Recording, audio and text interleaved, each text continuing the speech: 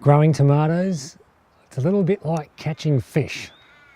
You throw a line in and you hope to get a big one. And today we're going to see if we can get a big one with tomatoes. And mind you, this is just a tomato knee pad. It's not a real tomato, but that's how much tomatoes have permeated through horticulture. They've brought them out as a knee pad. Anyway, first thing here, our Mr. Ugly. And what a wonderful plant we have growing. You probably remember a month or so when we potted these up, and look at them. Put a little stake in. It's got a little bit big for the stake. We're a bit late with this show. We should have been doing this probably last week, but been very busy down here in the nursery. But you can see a little stake there that we put in, and then grew this plant. It's a tad hungry, I'll admit that. But you know, commercial growers, they love putting in hungry tomato seedlings. It makes them tough. And the other thing they like to do too is plant them a little bit deeper. So what we might do is just take off those, clean it up down the bottom there. This plant will actually grow roots from outside the stem. So I'll get rid of that stake. Of course, label, very important. I always tell you, put the label in the pot so you know what you've got. Now, this is our pot that we could just break up. And we're going to just break him up, and I'm going to see how this goes. I've never done this before with a biodegradable pot. This is made from mycanthus grass, and we're going to compost him in the ground. I've got some beautiful potting mix, nice and full and chunky, a little bit of sand in there, and that's going to be just perfect. And I'm going to put him in quite deep because again, this will provide support. I've seen growers plant a tomato like that up to here and then have it turn around and grow up because they believe it gives it a nice strong plant. But anyway, we're going to go right down in there and plant it nice and deep. Right, now the other thing to think about here is supporting the plant. Support is very important because once the tomato is full of fruit, and this Mr. Ugly has very large beefsteak tomatoes, and it gets very heavy on the plant. The plant will stress and it will not fruit as much without decent support. Now, what I've got here is one of these tomato cages, and there's two ends to it. A lot of people think that you put that end in, but you don't. They just keep these like this to make it safe when we sell them, but just pull these out, right, and gently over the plant and push it right down and into the plant. I'm not saying that that's enough support. You may need to further put tent pegs in and hold these down. If you grow this in a really big plant, it might be handy to have it near some other stakes or near a fence or something like that to further grow the plant. And it depends how you prune the plant, which we're going to talk about in a little bit. So there we go. And with this, it's not that tall, this cage. So when the plant gets to the top, I would probably pinch the growth tips out. You take about that much off the top of the plant. That would keep it short and stocky. Otherwise, find it something else to trellis off into. All right, so there's our tomato. We'll water that, and then it's ready to go. Okay, when you're fishing, you've got to know a few tricks, don't you? You've got to get a few special silver wobblers out there to do the job. And I don't know much about that, so I'll move on to tomatoes.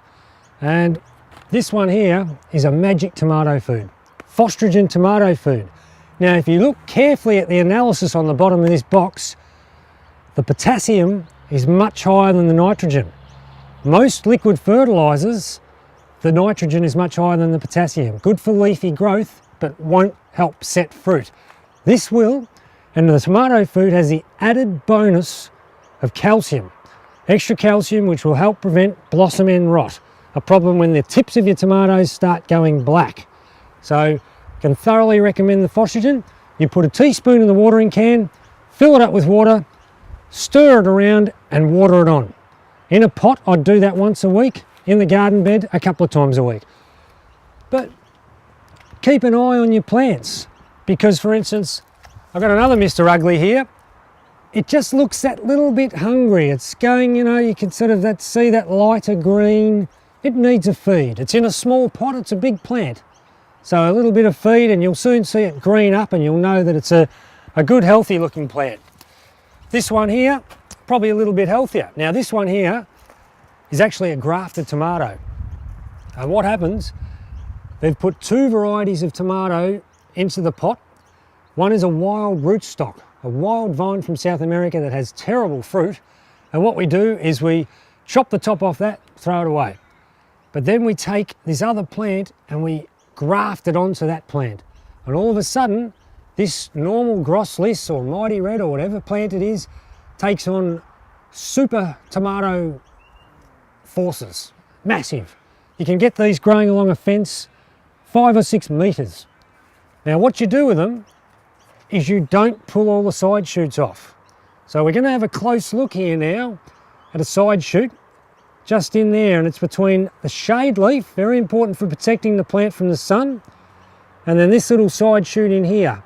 On a grafted tomato we can let that shoot develop, and if we took other shoots off that shoot it can grow very long and we can get a very long vine growing and grow this plant like a passion fruit and get up to 4 or 5 times more fruit than a normal tomato. But remember, extra food and extra water to keep this one going, and we'd put it in a big pot if we're doing it in a pot.